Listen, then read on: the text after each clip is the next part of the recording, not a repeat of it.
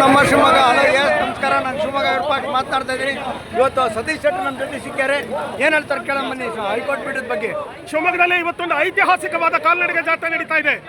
ಇದರಲ್ಲಿ ಶಿವಮೊಗ್ಗದ 106 ಸಂಘಟನೆಗಳು ಸೇರ್ಕೊಂಡಿದೆ.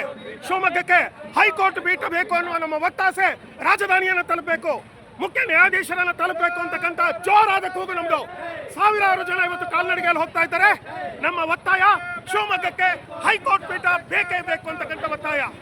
ಜೈ ಹೈಕೋರ್ಟ್ ಪೀಠ ಅಂತ ಹೇಳಿ ಬೃಹತ್ ಪ್ರಮಾಣದ ಮೆರವಣಿಗೆ ನಡೀತಾ ಇದೆ ಶಿವಮೊಗ್ಗ ನಗರದಲ್ಲಿ.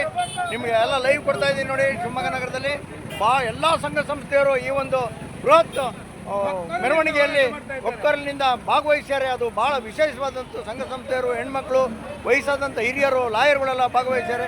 ಎಲ್ಲರಿಗೂ ನಾನು ಶಿವಮೊಗ್ಗ ಜನತೆಯ ಪರವಾಗಿ ಈ ಪೀಠಕ್ಕೋಸ್ಕರ ಹೋರಾಟ ಮಾಡ್ತಾ ಇರ್ತಕ್ಕಂಥ ನಮ್ಮ ಬಸವರಾಜವರು ನೋಡಿ ಬೈಕ್ ಒಳಗೆ ಬರ್ತಾ ಇದ್ದಾರೆ. ಬೈಕಲ್ಲಿ ರ್ಯಾಲಿಯನ್ನು ಮಾಡ್ತಾ ಇದ್ದಾರೆ. ದಯಮಾಡಿ ವಿಡಿಯೋವನ್ನು ಎಲ್ಲರಿಗೂ ಶೇರ್ ಮಾಡಬೇಕು. ನಮಸ್ಕಾರಗಳು. ಈ ಒಂದು ನಮ್ಮ ಕರ್ನಾಟಕದ ಮುಖ್ಯಮಂತ್ರಿಗಳು ಹಾಗೆ ರಾಜ್ಯ ಉಚ್ಚ ನ್ಯಾಯಾಲಯಕ್ಕೆ ಮನವಿಯನ್ನು ಮಾಡ್ಕೊಳ್ತೇವೆ. ನಮಗೆ ಶಿವಮೊಗ್ಗದಲ್ಲಿ ಹೈಕೋರ್ಟ್ ಪೀಠವನ್ನು ಸ್ಥಾಪನೆ ಮಾಡಿಕೊಡಿ. ನಮಗೆ ಮಂಗಳೂರಿಗೆ ಓಡಾಡಲಿಕ್ಕೆ ತುಂಬ ಕಷ್ಟ ಆಗ್ತದೆ. ಯಾಕಂದರೆ ಮಂಗಳೂರಿಗೆ ಹೋಗಿ ಬರಲಿಕ್ಕೆ ವರ್ಷದಲ್ಲಿ 1-2 ತಿಂಗಳು ಆಗಬೇಕಾದ ಭೌಗೋಳಿಕವಾಗಿ ಇದು ಸರಿಯಲ್ಲ. ಇದನ್ನು ಸರ್ಕಾರಕ್ಕೆ ನಾವು ವಿನಂತಿಯನ್ನು ಮಾಡ್ತಾ ಇದ್ದೇವೆ.